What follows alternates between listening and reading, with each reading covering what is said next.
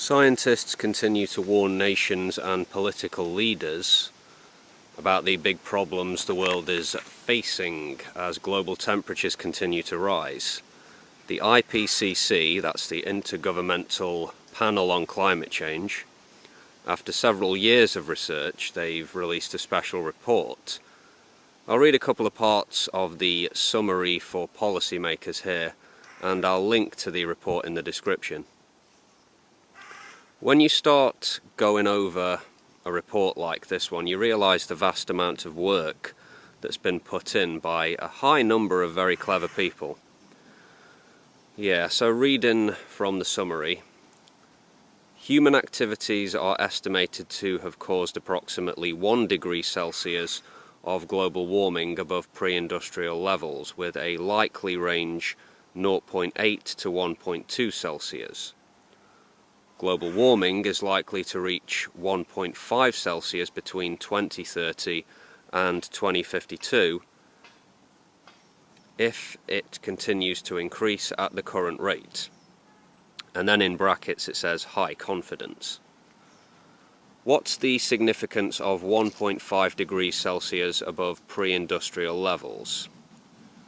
Well, you remember the Paris Agreement, or Paris Climate Accord, said it wanted to limit the rise to 1.5 degrees, as this, according to the experts, greatly reduces some of the effects and risks of climate change. Back to the policy summary. Risks from drought and precipitation deficits are projected to be higher at 2 degrees Celsius compared to 1.5 degrees global warming in some regions. Risks from heavy precipitation events are projected to be higher at 2 degrees compared to 1.5 degrees global warming in several northern hemisphere high latitude and or high elevation regions, Eastern Asia and Eastern North America. Heavy precipitation associated with tropical cyclones is projected to be higher at 2 degrees Celsius compared to 1.5 degrees global warming. So, even if you're not a climate scientist, you're probably getting the picture that the difference between a 2 degree rise and a rise of 1.5 degrees Celsius in this century is not an insignificant difference. As Jim Skier, who is co-chair of the IPCC, said when talking about the key messages of the report, quote, "The first thing is that limiting warming to 1.5 degrees brings a lot of benefits compared with limiting it to 2 degrees. It really reduces the impact of climate change in very important ways. The second is the unprecedented nature of the changes that are required if we are to limit warming to 1.5 degrees.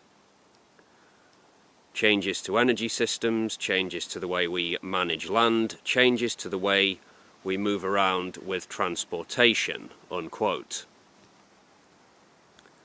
This is, the core of it.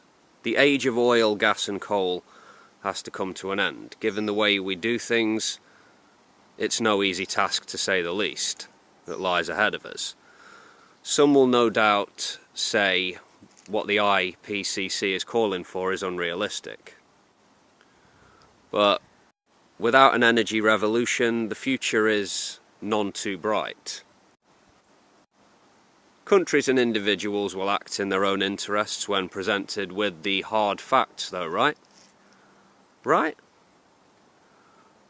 Well, the fact that the Paris Agreement exists at all is reason for some hope, I would say.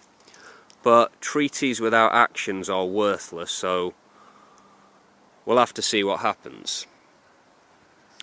One big problem is, of course, low people in high places.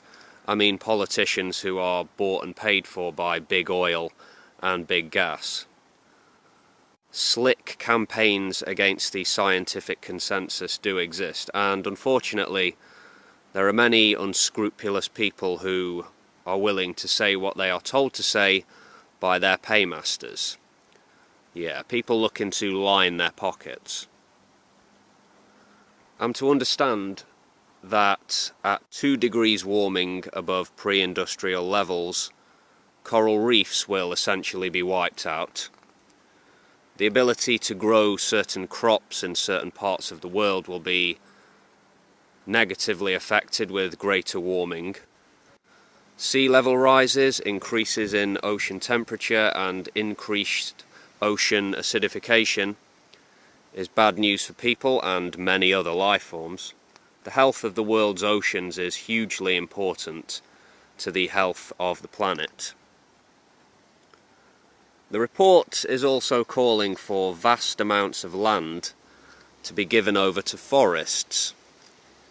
When I talk vast amounts of land, think Australia-sized amounts of land, yeah. So, how does a carbon-based global economy go from where we are to where we need to be? The cost of inaction has already been made clear. As individuals, we can play our little parts, we really can, but big responsibility falls largely on the powerful and the wealthy. History will remember how we act now.